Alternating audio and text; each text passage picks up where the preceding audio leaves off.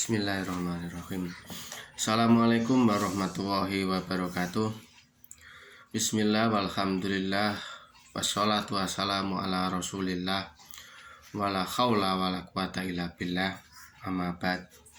Sahabatku semua dimanapun Anda berada, alhamdulillah pada kesempatan hari ini kita bisa berjumpa meskipun dalam dunia maya, dengan harapan mudah-mudahan sahabatku semua selalu diberikan nikmat iman Islam, diberikan kabul segala hajat-hajatnya, diberikan kelapangan jiwa, rezeki yang berkah, amin Allahumma amin.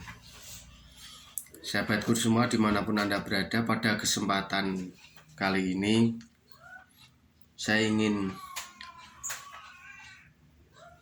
bercerita. Kita ingin belajar bersama terkait dengan hubungan antara Islam dan Pancasila. Teringat tahun 2019 bulan November, ada salah seorang ibu yang menyatakan bahwa membandingkan antara Pancasila dengan Al-Quran, Nabi Muhammad dengan Bung Karno. Meskipun kasus ini sudah dilaporkan dan ditangani oleh pihak berwajib, tetapi saya ingin menyatakan bahwa masih banyak orang-orang, bahkan umat Islam itu gagal paham antara Islam dan Pancasila. Seakan-akan Islam dan Pancasila itu adalah dua kutub yang berbeda yang tidak bisa disatukan satu dengan yang lainnya.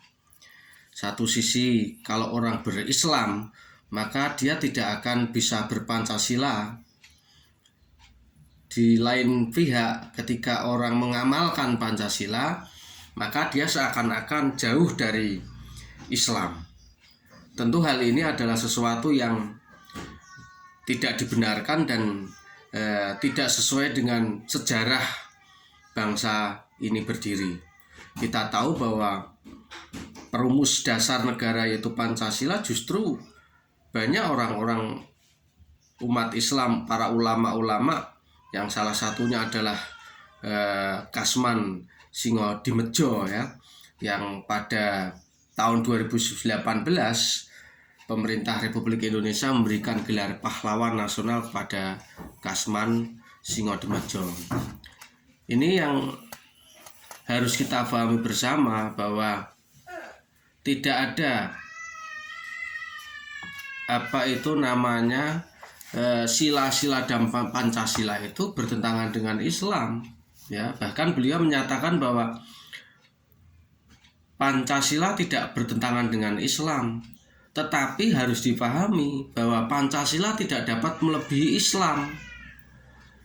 Meskipun begitu, beliau mengajak umat Islam untuk menerima Pancasila sebagai dasar negara ya. Jadi memang kalau kita pahami bersama bahwa Islam itu adalah agama yang sempurna, yang ajarannya dipraktekkan dan diajarkan oleh Nabi Muhammad itu memang bersifat sempurna. Mulai dari bangun tidur sampai kita tidur lagi, itu semua ada contohnya ya. Dan itu justru menguatkan sila-sila dalam Pancasila itu sendiri. Jadi Kasman Singodimedjo juga mengutip Al-Quran surat Ar-Ra'd ayat 11 ya, tentang Islam dan Pancasila, bahwa Islam mempunyai kelebihan dari Pancasila, maka hal itu adalah baik. Pun baik sekali untuk bagi Pancasila itu sendiri, dan pasti tidak dilarang oleh Pancasila. Karena dengan kata lain, bahwa ketika Islam mengajarkan misalnya ketuhanan, bertauhid, misalnya kemanusiaan yang harus beradil dan beradab ya, bersatu dalam persatuan Indonesia, kerakyatan yang dipimpin oleh hikmah dan seterusnya, keadilan juga diajarkan oleh Islam. Itu tidak pernah, itu sama dengan yang diajarkan oleh Islam ya.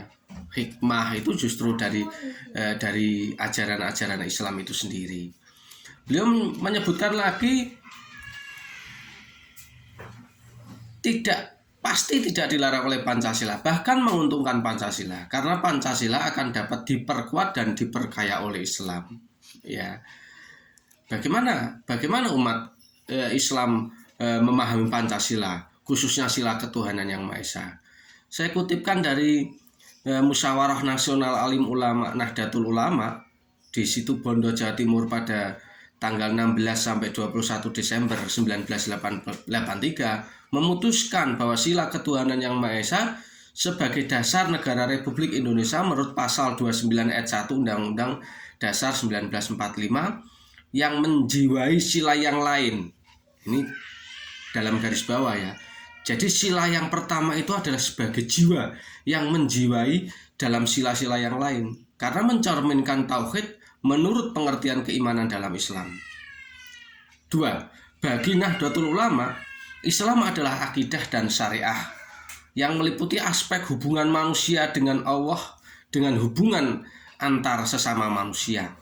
3. Penerimaan dan pengamalan Pancasila merupakan perwujudan dan upaya umat Islam Indonesia untuk menjalankan syariat agamanya.